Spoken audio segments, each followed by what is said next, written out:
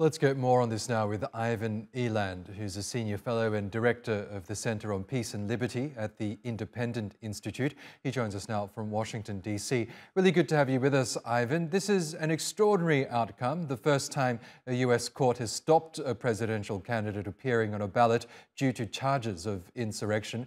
What impact will this have on next year's election?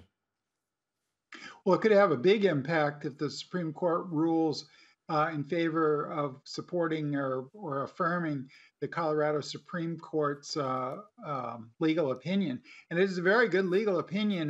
People are saying, well, they'll just, you know, override it and say, do what the Republicans want. And they may do that. They're a Republican heavy court, but they're also supposed to be addressing the law. If they go the political route and find some legal way to dismiss this, that's one thing, I guess. But the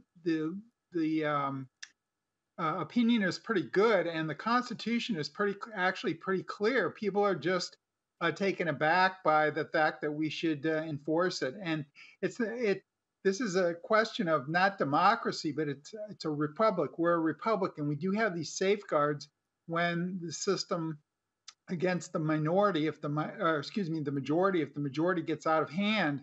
And so the majority perhaps could get out of hand in this case, and therefore we have safeguards against, and this is the one, although it hasn't been used in a long time after our Civil War, to prevent insurrectionists from running. And Brazil just did this.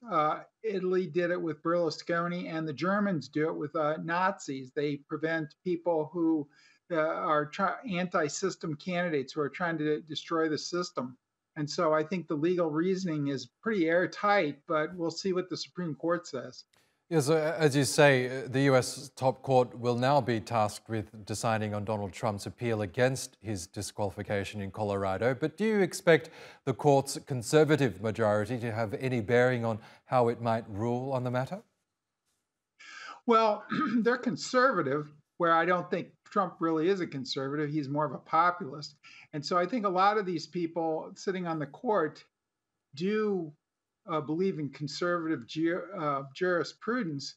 And I think there may be some chance that they'll uphold this. But, we don't know what they'll do. Sometimes they rule, more politically, and sometimes they don't. So we'll have to see. But there is a chance, because they're conservative jurists, that they'll note that it's pretty straightforward to enforce the Constitution of the United States, whether we like it or not, or whether it's going to cause political turmoil. If you're a rule of law country, you have to do this, and it is a safeguard against somebody messing with the Republican. Trump did that. He did an insurrection and a self coup, and in most countries, he would be long discredited and out of pocket. But we're pretty tolerant, I guess, of that sort of thing here, and probably excessively so.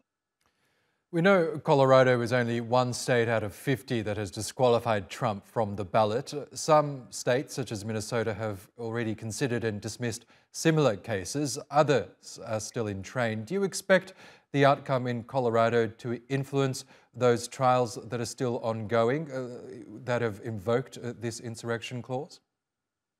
Oh, definitely. I think if the Supreme Court rules on this case, it will have dramatic impact, and I think you'll see states maybe re-looking at this when somebody else sues, or the ones that are still in process.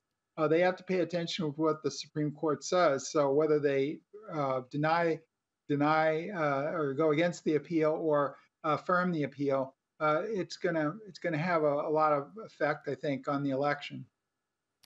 And finally, what do you think this will do with Trump supporters? I mean, we're already seeing some signs that it really hasn't affected his popularity among them. Do you think this will further embolden his base? Well, it may, but I think also it's good for the republic. If he can't run in many states, or if the states have the option of putting him on the ballot, some people won't, some states won't. So I think it does impair his chance of being reelected to another term.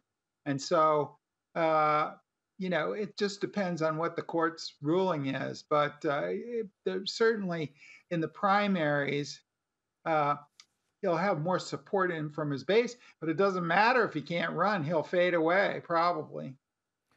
Okay, Ivan Eland, we'll have to leave it there. Thanks as always for sharing your analysis with us.